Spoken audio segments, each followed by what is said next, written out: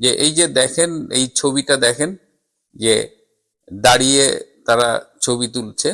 তো এটা হয়তো মনে হতে পারে যে যখন তিনি অ্যারাইভ করেছেন যমুনায়, স্যার হয়তো রিসিভ করেছেন, অথবা যখন চলে যাচ্ছেন বিদায়। কিন্তু আরেকটা ছবি দেখেন, যে ভেতরেও বসে আছে। এই ছবির কেন আমি দেখাচ্ছি, ছবির বিশেষত্ব কি? আমাদের বাংলাদেশ, পাকিস্তান এবং ইন্ডিয়ান আর্মি সাধারণত রয়্যাল ব্রিটিশ আর্মির কাস্টমস অ্যান্ড এটিকেট ম্যানুয়াল অনুসরণ করে।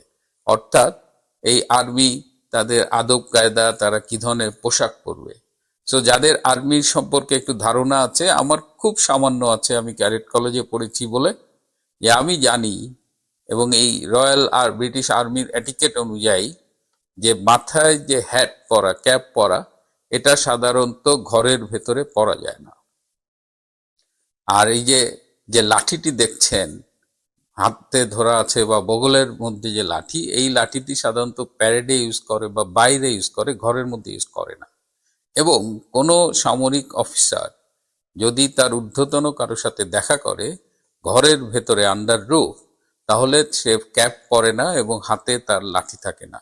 এই দুটোই বেয়াদবি বা সিনিয়রকে অসম্মান হিসেবে নেওয়া হয়। এবং পাকিস্তানের একজন জেনারেল, তিনি বাংলাদেশের একটি সরকার প্রধানের, আমি তাকে পছন্দ করি বা না করি, that is a different issue, সমমর্যাদার নয়। বাংলাদেশের সরকার প্রধান অনেক উঁচুতে, তার সামনে একজন পাকিস্তানি জেনারেল এই এটিকেট ভেঙে এই মাথায় টুপি পরে লাঠি পরে যেভাবে বসছেন, এই অসম্মান মেনে নেওয়া কষ্টের।